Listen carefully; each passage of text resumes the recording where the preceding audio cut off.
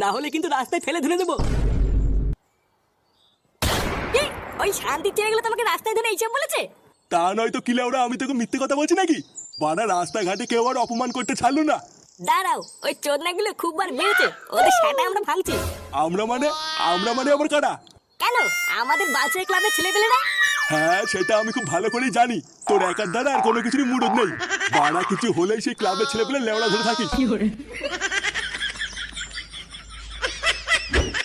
কি শান্তির ছেলেগুলো তোর বাপকে রাস্তায় ধরে এইভাবে অপমান করেছে? হ্যাঁ বাড়া, তা নাই তোর কি বলছি?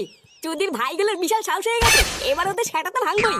আর ওরা নাকি এটাও বলেছে এবার নাকি ওদের প্যান্ডেলই ফার্স্ট হবে, পারলে ঠেকিয়ে দেখা। ফার্স্ট হবে? দাঁড়া, লেওরা ওদের হওয়াচ্ছি ফার্স্ট। চোদনা তোরা সবাই রেডি হয়ে যা, আজকের থেকে চাঁদা কাটা শুরু করবো।